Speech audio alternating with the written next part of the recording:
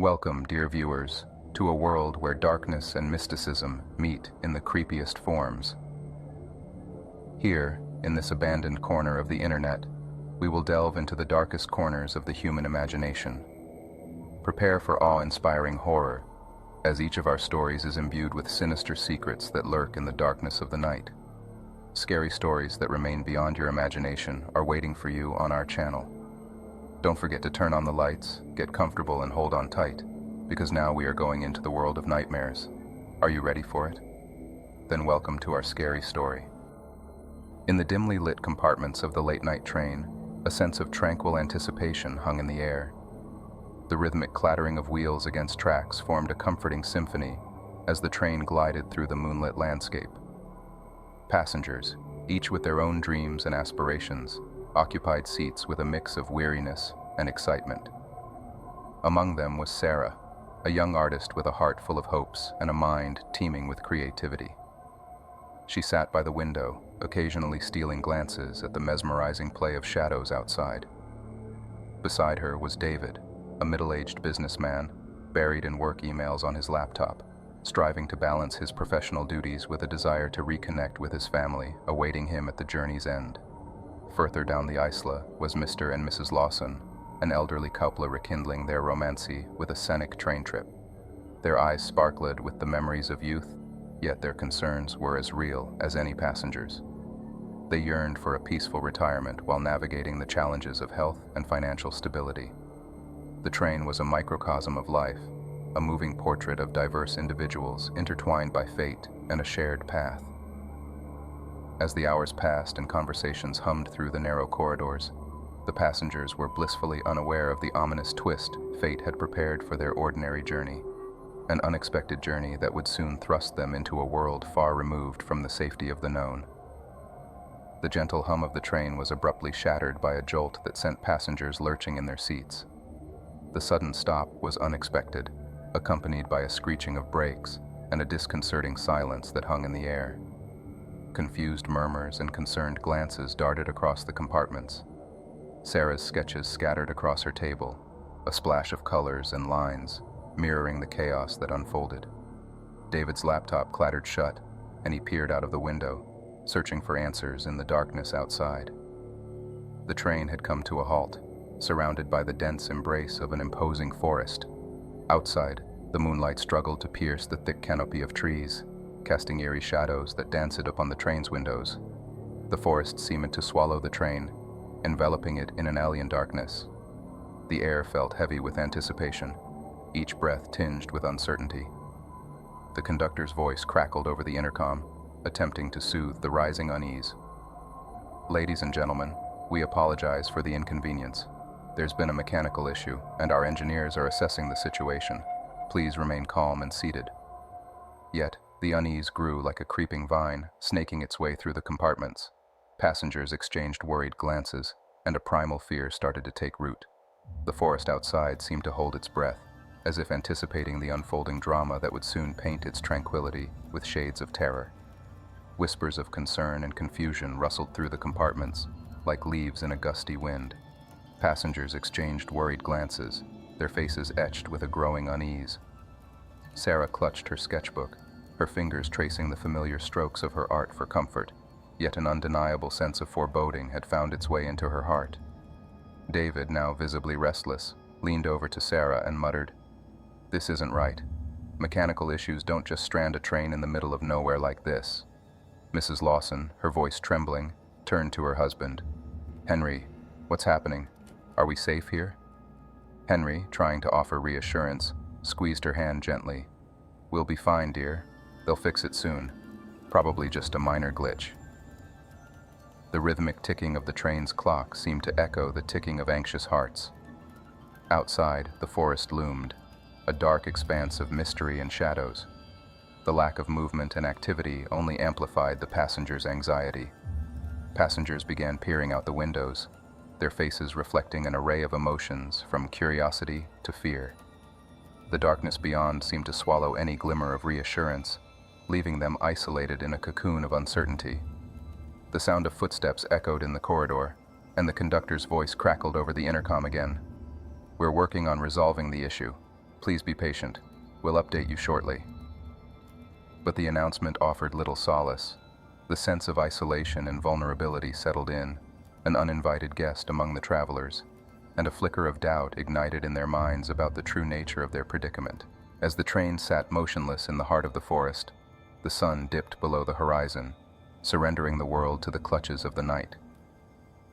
The gradual transition from twilight to darkness was unsettling, for the forest transformed into an abyss of shadows that seemed to swallow all traces of light. The once comforting moonlight that filtered through the canopy now carried an eerie quality. It painted the trees in ghastly shades, casting elongated, twisted silhouettes that danced ominously across the train's windows. The rhythmic hooting of an owl in the distance added to the unsettling symphony of the night. Inside the train, the atmosphere grew thicker, heavier, as if the very air had turned malevolent. The hum of unease evolved into a palpable tension, wrapping around the passengers like a tightening noose.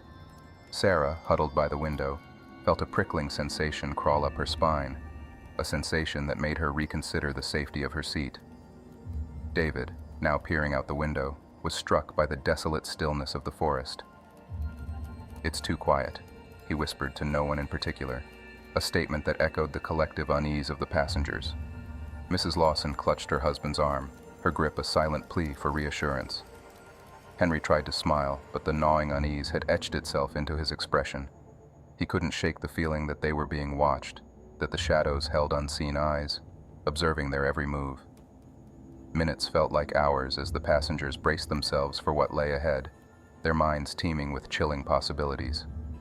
The train, once a vessel of hope and anticipation, had become a steel trap in the heart of a malevolent forest. And as the darkness deepened, so did the foreboding, suffusing the air with a sinister aura that whispered of impending horror. Amidst the encroaching darkness, an invisible weight pressed upon the train and its occupants. Whispers of fear danced through the compartments, and the once familiar surroundings felt alien, as if the shadows were conspiring to alter reality itself. Sarah, her usually vivid imagination now tainted by unease, saw grotesque shapes in the twisting branches outside. Monstrous faces and clawed hands seemed to materialize and vanish with each flicker of the moonlight. The sinister phantoms of her mind merged seamlessly with the darkness beyond the window, making her question what was real and what was born of her own growing dread. David, a pragmatic man by nature, found his heart racing at the faintest rustle of leaves or distant crack of a twig. The mundane sounds of the forest now took on a menacing quality, as if they were a prelude to something far more ominous. He leaned in closer to the window, straining to pierce the darkness, desperate for any sign of normalcy. The Lawsons, usually a bastion of wisdom and experience, were not immune to the creeping sense of malevolence. Mrs. Lawson kept glancing towards the compartment's door, half expecting it to burst open, revealing some unspeakable horror. Mr. Lawson's usually steady hands trembled slightly as he tried to maintain an air of calm for his wife, battling his own rising panic. A collective shiver swept through the passengers, an unspoken acknowledgement that something was terribly wrong. The forest, once a picturesque backdrop to their journey, now seemed like a malevolent entity, watching their every move, listening to their every breath. The darkness had become a canvas for their deepest fears. Silence settled over the train, broken only by the occasional hoot of an owl or the distant howl of a creature unknown. Each sound now felt like a deliberate taunt, a reminder that they were not alone in this desolate place. The passengers held their breath, the air thick with the unspeakable, a truth they dared not utter. Their haven had become a haunting trap, and lurking in the abyss was something they could only sense, something that made their skin crawl and their hearts race. The forest held its secrets close, and the passengers were left to grapple with the terror of the unknown. As fear tightened its grip, the passengers knew they couldn't wait idly in the stale confines of the train. They huddled together, their collective anxiety fueling a need to understand their predicament. Sarah, David, and the Lawsons emerged as a group of resolve, each one suppressing their trepidation for the sake of finding a way out. Sarah clutched her sketchbook, using it as both a source of comfort and a tool to document any unusual findings. With a glance exchanged between the group, they steeled themselves for what lay ahead and made their way to the train's exit. The air outside was unnervingly still, the forest seemingly holding its breath. The train stood solitary, a metallic giant in the darkness. The distant hoot of an owl only added to the eerie silence. As they cautiously stepped onto the gravel beside the tracks, a gust of wind sent a shiver through their spines, and they exchanged nervous glances. David took the lead, his face a mask of determination. "We need to check if there's a way to get this train moving, or if we can find help nearby. Staying here is not an option." Mrs. Lawson, her voice tinged with worry, asked, "What if that thing is still out there?" "We need to be cautious and stick together," reassured Sarah, her voice reflecting a blend of fear and determination. As they ventured further into the darkness, the shadows seemed to play tricks on their senses, twisting and contorting, making innocent branches look like lurking figures. The forest exuded an otherworldly ambience, amplifying their sense of being lost in an unfamiliar realm. Their flashlights pierced the darkness, revealing fleeting glimpses of the surroundings. Every rustle of leaves, every crack of a branch, sent their hearts racing. The Lawsons held on to each other, finding solace in their decades-long companionship, while David and Sarah exchanged determined glances, urging each other to press on. In this foreign and ominous landscape, they were each other's anchor, their collective courage the only defense against the encroaching fear. The quest for safety had just begun, and they knew they needed to unravel the mysteries of this forest to escape the clutches of the unknown. As the group pressed on through the darkened forest, their flashlights pierced the shadows, revealing the eerie dance of light and dark. The forest seemed to hold its breath, an unnerving quiet settling in, broken only by the crunching of leaves beneath their feet. David's flashlight suddenly caught a fleeting glimpse of movement, a shadowy figure darting between trees. Heartbeats quickened, and the group froze, their senses heightened. "Did anyone else see that?" David whispered, his voice barely audible over the rustling leaves. Sarah nodded, her eyes wide with a mix of fear and fascination.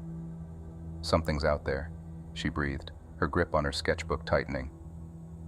The Lawsons exchanged anxious glances, their fear mirrored in each other's eyes.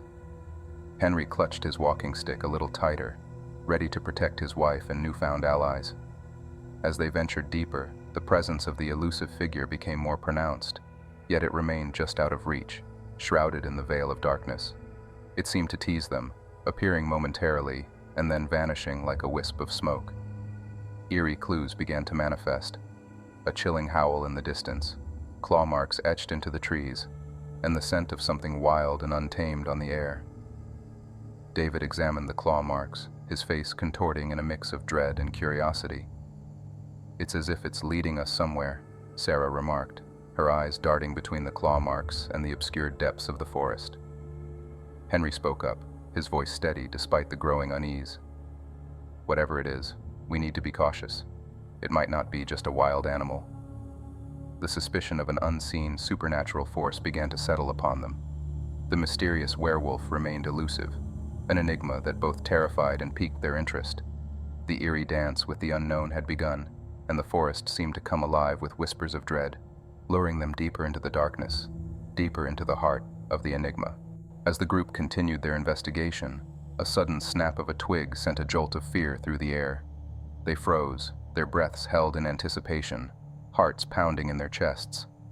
The forest seemed to hold its breath, as if bracing for what was to come. From the depths of the shadows emerged the werewolf, its eyes gleaming with an otherworldly malice. Towering and menacing, it seemed to materialize like a ghastly specter. Panic surged through the group as they were faced with the undeniable reality of the creature. Sarah gasped, her hand flying to her mouth in terror. David stepped in front of the group, trying to shield them from the creature's gaze, his voice firm but quivering. "Stay back. We don't want any trouble." The werewolf, however, seemed more interested in toying with their fears than in direct confrontation. It moved at the edge of their vision, a flicker of movement that sent shivers down their spines. It circled them, its growls low and menacing, fanning the flames of their dread. Every rustle of leaves, every hushed growl made it clear. The werewolf was playing with them, enjoying their fear. It revealed itself only momentarily, leaving them to grapple with their mounting terror and the realization that they were not alone in this desolate place. Desperation clawed at them, urging them to escape this relentless predator. The group, now on the brink of hysteria, turned and fled back towards the train. The forest seemed like an inescapable labyrinth, the shadows closing in, echoing with the creature's haunting laughter. Reaching the train, they fumbled to get inside, their hands shaking, breaths ragged. The werewolf's presence had ignited a primal fear, and the feeling of being hunted was etched into their souls. They knew they had to confront this terror, for running would only prolong their torment. Locked inside the train, they huddled together, the memory of the werewolf's piercing gaze etched into their minds. Their only hope was to decipher the mystery of this creature and find a way to escape its clutches. The pursuit had just begun, and they were far from the safety they desperately sought. Locked inside the train, fear and adrenaline still coursed through the group's veins. They knew they couldn't remain passive. They had to devise a plan to escape the clutches of the relentless werewolf. Sarah, her hands trembling, looked out the window, half expecting to see those piercing eyes staring back at her. "We can't just wait here. We need to do something," David urged, his voice edged with a determination born out of necessity. Henry, now standing tall despite his earlier anxiety, agreed. "He's right. We must gather our wits and devise a strategy." A collective nod passed through the group as they gathered in the train's compartment. The reality of their situation had sunk in. They were trapped with a supernatural entity, and they had to confront their deepest fears to survive. Sarah suggested, "Maybe we can find something in the train to defend ourselves." David nodded. Weapons or tools, anything that might help. With flashlights in hand, they began to search the compartments. It was as if the train itself held its breath, the stillness outside accentuating the urgency of their mission. They rummaged through bags, storage spaces, and cabins, scavenging for any form of defense. Henry found a set of tools in a maintenance compartment, makeshift weapons that could at least provide a means of protection. They armed themselves and prepared for what felt like an inevitable confrontation. As they waited, anxiety gnawed at them, and the sense of being cornered closed in like the walls of the train. They were faced with not only a physical struggle, but an internal one, an intimate confrontation with their deepest fears and the acceptance of a reality they could not deny. Minutes stretched into an agonizing wait, their breaths shallow and rapid. The werewolf's haunting presence loomed in the shadows of their minds. The train had transformed into both a haven and a prison, and they were on the verge of facing the supernatural force that had brought them to this precipice of terror. The group steeled themselves, ready to confront their relentless pursuer. The night was still young, and the forest whispered secrets that were yet to be revealed. They had no choice but to unravel this mystery and fight to survive the night, united against a common fear that lurked just beyond the safety of the train. As the moon cast its haunting glow upon the forest, bathing the train in an ethereal light, the group gathered inside one of the compartments, clutching their weapons and their newfound knowledge of the situation.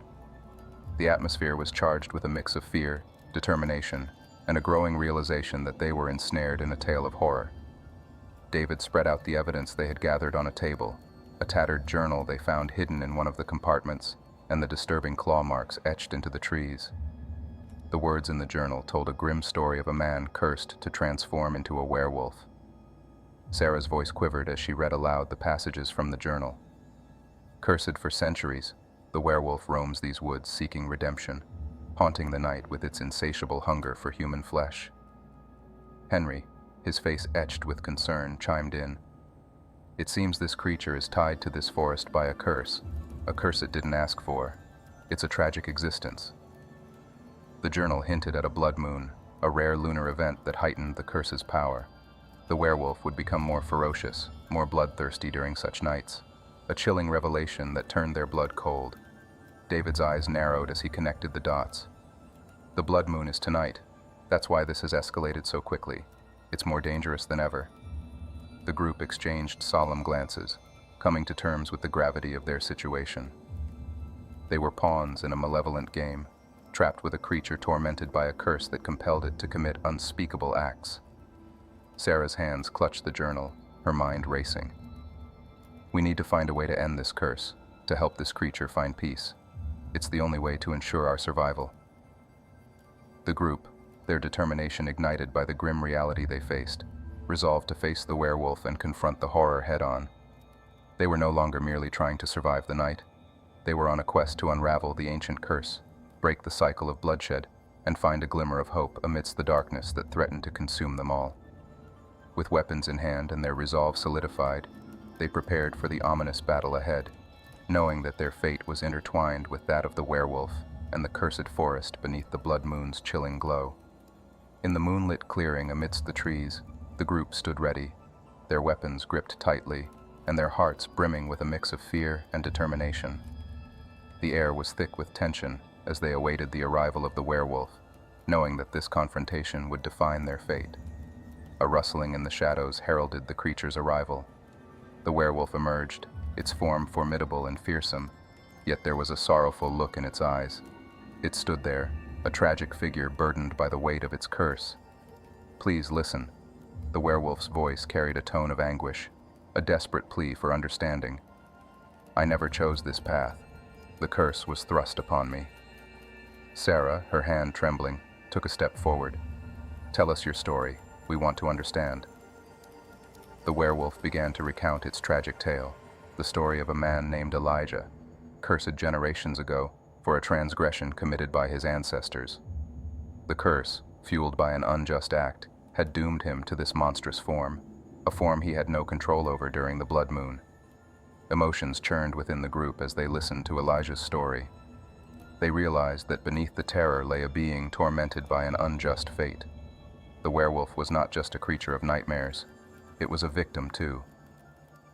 Henry, moved by the creature's plight, asked, "Is there a way to break the curse, to free you from this torment?" Elijah nodded, tears glistening in his eyes. "Yes, there is.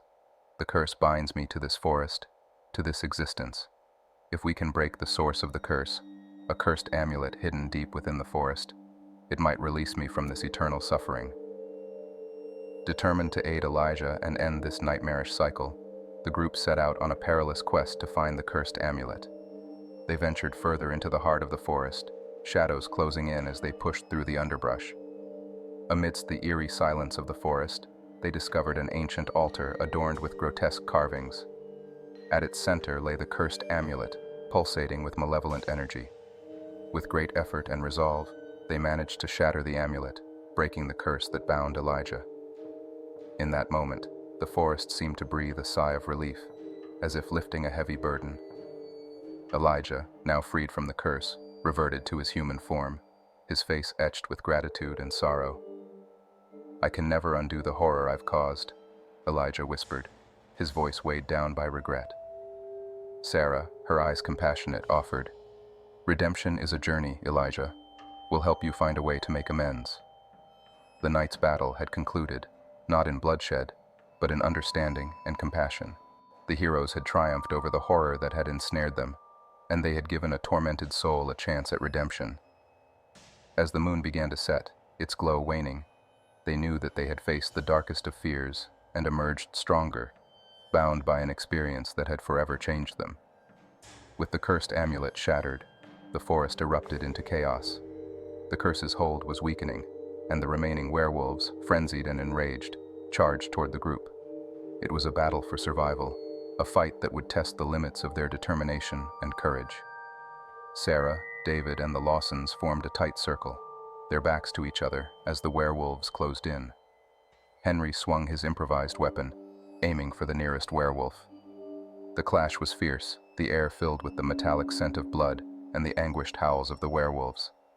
Sarah showcased her resourcefulness, setting traps with the few tools they had found, momentarily disabling the attackers. David's tactical mind allowed them to strategize, finding weak points and exploiting them. Yet the werewolves were cunning and relentless. Amidst the chaos, Elijah, now in his human form, fought by their side. The werewolves hesitated momentarily at the sight of their once fellow creature fighting against them. It was a flicker of doubt that the group seized, pressing their advantage. But the battle was far from over. The werewolves regrouped, and the struggle raged on. The heroes were pushed to their limits, their bodies aching and bruised, but they knew they had to endure. They fought not only for themselves, but for the innocent lives that might be spared if they succeeded. The moon was sinking, its once harrowing glow now a beacon of hope. As the final werewolf fell, the forest seemed to breathe a sigh of relief, the cursed presence lifting, the shadows retreating. Elijah, his eyes reflecting both gratitude and remorse, thanked the group for their courage and determination. He knew he would spend the rest of his life seeking redemption for the horrors he had committed. The heroes, though scarred by the ordeal, knew they had faced the darkest of fears and emerged victorious. The forest, once a realm of nightmares, now seemed to hold a glimmer of peace. The battle was won, but their lives were forever changed. As dawn broke, they made their way back to the train, the morning sun painting the sky with hues of hope. They had fought for their lives, for the life of a tormented creature, and for the chance to rewrite a tragic tale. The horrors they had faced would remain etched in their memories, a reminder of their resilience and the power of understanding, even in the face of the most terrifying adversaries. Amidst the aftermath of the grueling battle, the group caught their breath, their gazes falling upon a peculiar inscription on the remnants of the shattered amulet. It bore ancient symbols, seemingly imbued with a residual, enigmatic energy. Sarah, her curiosity piqued, carefully traced the inscriptions. "This seems to be a spell, a binding spell," she observed, her voice laced with both excitement and trepidation. David leaned in closer, squinting at the symbols. "A binding spell that can channel the curse into one vessel, concentrating its power." Henry, though weary from the battle, contemplated the implications. "If we can perform this spell correctly, we might be able to rid this forest of the curse once and for all." Elijah, who had been quietly listening, spoke up, his voice carrying a hint of hope. "I've read about this spell in ancient texts. It's risky, but it might be our best chance." However, performing the spell came with immense risk. It required a volunteer to serve as the vessel, a vessel that would bear the concentrated curse and then be isolated, forever separated from the world. A heavy silence settled upon the group as they exchanged glances, grappling with the enormity of the decision before them. It was a sacrifice that would save countless lives but doom one. Sarah broke the silence, her voice unwavering. "I'll do it. If this is our best chance to end this horror, I'll take the risk." Torn between admiration and concern, David hesitated before nodding his agreement. "We'll stand by you, Sarah." Elijah, gratitude shining in his eyes, spoke softly. "Thank you. You are giving this forest and its future a chance at peace." With a solemn determination, the group set to work, gathering the necessary materials and preparing for the perilous ritual. The air buzzed with both tension and a glimmer of hope, the hope that this sacrifice would not be in vain. Under the waning moon and the first light of dawn, Sarah stood at the center of the ritual, surrounded by the intricate symbols. The group chanted the incantation, channeling their collective energy, and the curse began to coalesce around Sarah, ethereal tendrils swirling and wrapping around her.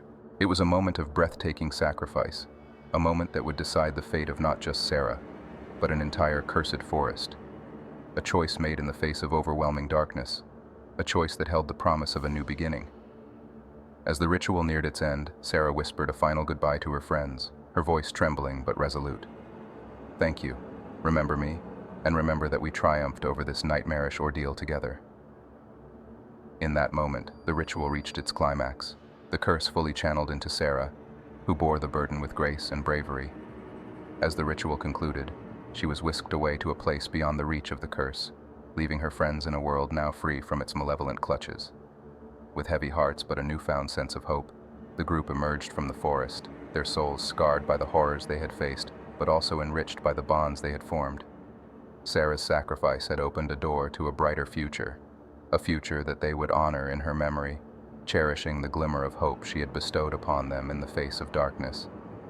In the dim moonlight, the forest seemed to breathe, a living, malevolent entity that hungered for the group's despair. The heroes, scarred from their previous encounter, knew that their battle for survival was far from over. With every step, the forest whispered its secrets, a cacophony of rustling leaves that sent shivers down their spines. Sarah, her determination unyielding, led the group, her mind racing for a plan to navigate this perilous maze.